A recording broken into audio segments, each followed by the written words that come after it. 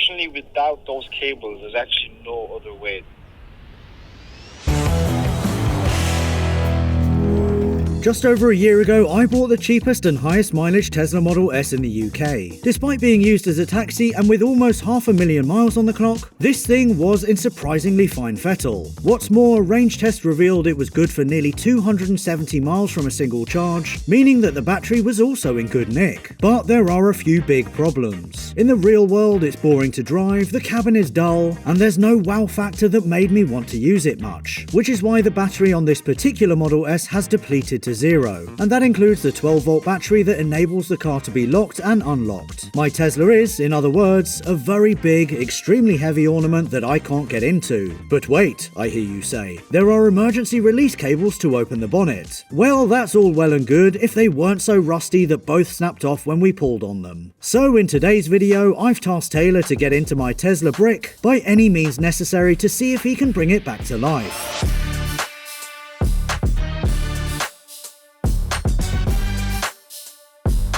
So first of all, I thought I'd actually ask Tesla themselves to see if they have any suggestions on what to do in this scenario. So I'm going to give them a ring. Thank you for calling Tesla. If you are in an emergency situation, including flat tires, lockouts, and non-drivable vehicles, press 1. Hello, you should Alan, Tesla Roadside Support. How can I help? Hello, Alan. I wonder if you can help. I've got a 2016 Tesla Model S with a flat high voltage battery and a flat accessory battery, and both emergency releases for the frunk have broken, and I was wondering if you could advise me on what to do to access the accessory battery to replace it. So the front, you're not able to access it through the two wires you boost, and then that opens it that way, no? No, yeah, because the frunk, the release cables, the emergency release cables have broken. Okay. Thank you for waiting. Unfortunately, without those cables, there's actually no other way. The only kind of solution there is with that, it's go to a body shop to get that opened up for yourself. So when you say go to a body shop, what would they have to do? Would they have to cut the panel open? Honestly, I don't know. I wouldn't know what they would have to do. Honestly, I can't answer that question. My apologies. All right. Well, thank you very much for your time. Sorry I couldn't help any further, but have a nice day. That's okay. Thank you. Take care. Bye-bye. Cheers. Bye-bye. So that seems to be a major problem with electric cars. If you don't use them regularly and if you leave them sat for a while, they're dead. You can't do anything with them at all. What was wrong with a key slot in a door and a cable to release the bonnet? Well, I mean, I know this has emergency ones, but they're sit in such a position that they rust and then snap. I think that's a terrible design.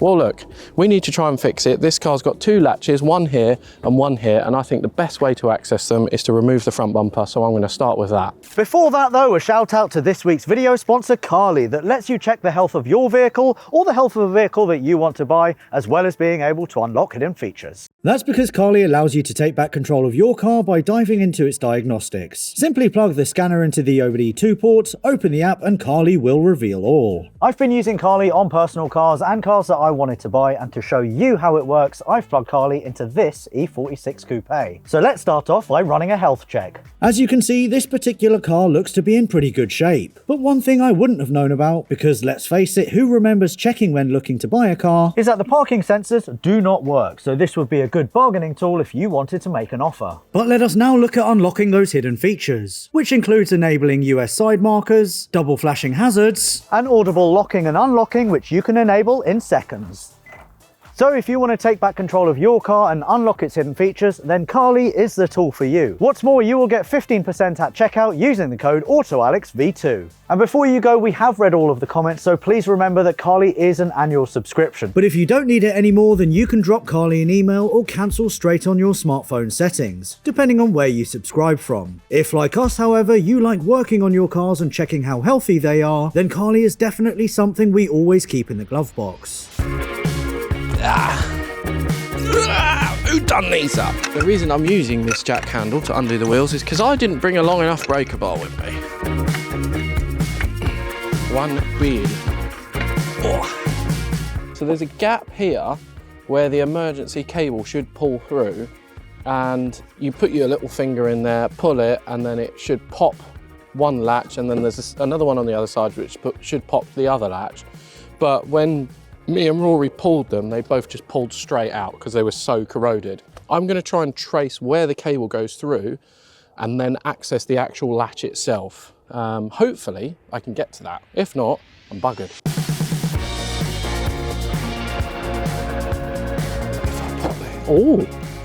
Oh, this is exciting. The top of the bumper is bolted underneath the bonnet.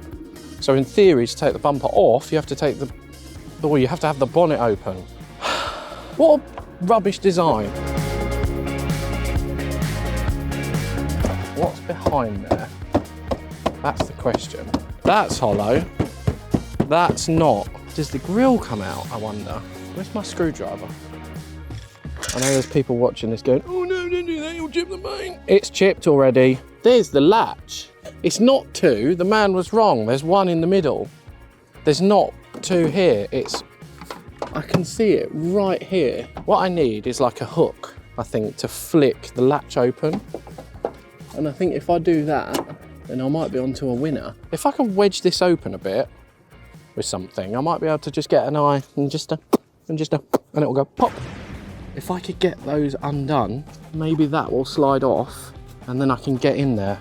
Right, let me try that. That's a good idea. So I can see one of the cables which pulls the safety catch, which is that, which I can pull.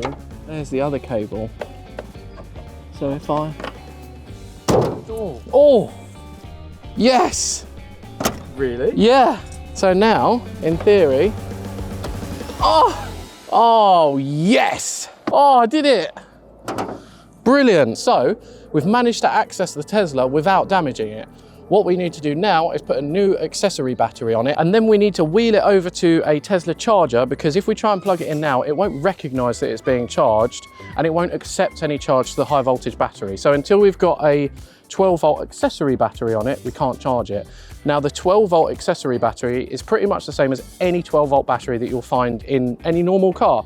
And the Tesla charges it up as it drives along, and it powers things like your wipers, your heater, your door locks, etc, etc. So the reason that we couldn't open this was because A, the cables had snapped, and B, that battery has gone flat. So that should be, in theory, under here. Or not. I've done this for no reason.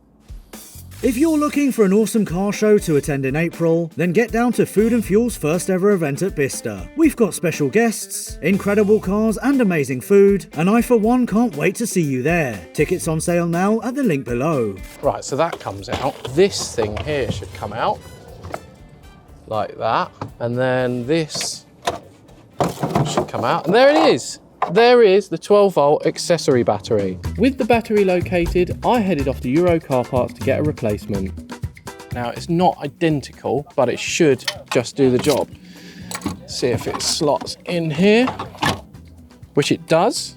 Perfect. Now it is slightly taller than the last one, but I believe the battery clamp will still fit. Now I've not actually connected this to try and unlock it yet. So before I connect the earth, I'm going to grab the key just in case the alarm goes off, because it will probably go off and deafen me. Oh, are we ready to see if it will live? Oh.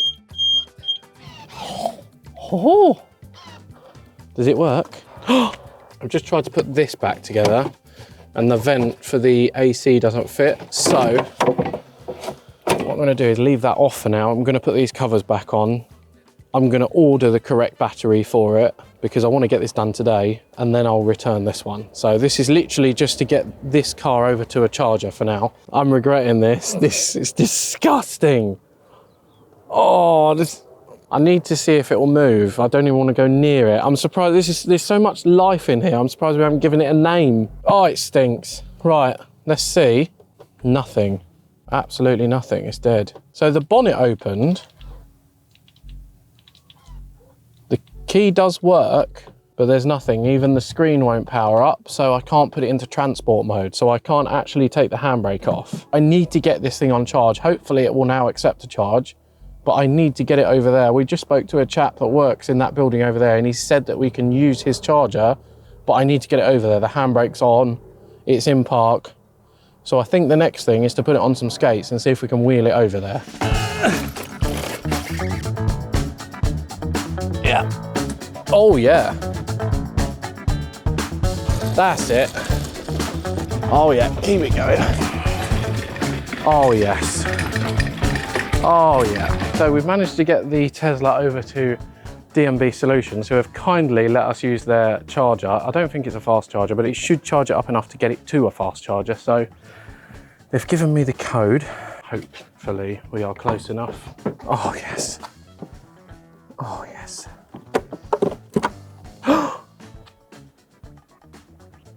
There's a light on. It's blue, I don't know what that means. Charging, it's just clicked. It now says charging. That was such an effort. I can't believe how much effort that was just to get it plugged in and just to get it to actually power up. Well, it's still not powered up. We still don't know if this is actually going to work, but we need to leave it a little while to see what happens. So in the meantime, we're going to go and get a second lunch, and then I'm going to find someone to see if they want to buy this thing, because we need to sell it. So the Tesla's been on charge for nearly 2 hours now, and still unfortunately no dash lights, but I did give Tesla support another call and they said leave it on charge for about 3 or 4 hours more and see if anything happens. If nothing still comes on, apparently it's an issue with the battery management system, and they suggested taking it to Tesla and having their technicians look at it and plug in a diagnostic machine. But unfortunately, the only way to do that is to recover it onto a recovery truck or a trailer with skates, because it's still stuck in park and the handbrake's stuck on. So I'm going to leave it here overnight on charge. It is still charging at the moment, and keep my fingers crossed that it powers back up and the screens come on, and then hopefully tomorrow I can drive it. If not, it might be a trip back to Tesla, which is going to be an absolute nightmare. But it's been a long old day today, so we're going to wrap it up here and yeah, see how we get on tomorrow. Right, so it's the next day. We left it on charge overnight. The charger is saying that it is now fully charged. So we're gonna see if there's any life left in it at all. And to be honest, I'm not very hopeful. So the windows still work. God, it stinks in this car. It doesn't move unless you put this on. I remember, oh, this is so grim. Right, I've got no displays here at all. This is really weird. But the blower is on and the handbrake keeps coming off. So I'm gonna try it. Oh my God! It works! What on earth? I have got no displays whatsoever, but the car moves. What is going on? I am absolutely baffed by this. Obviously, there's a big problem with it. I don't know what is wrong with it, but I have clicked service on the Tesla app, so hopefully they will get in touch.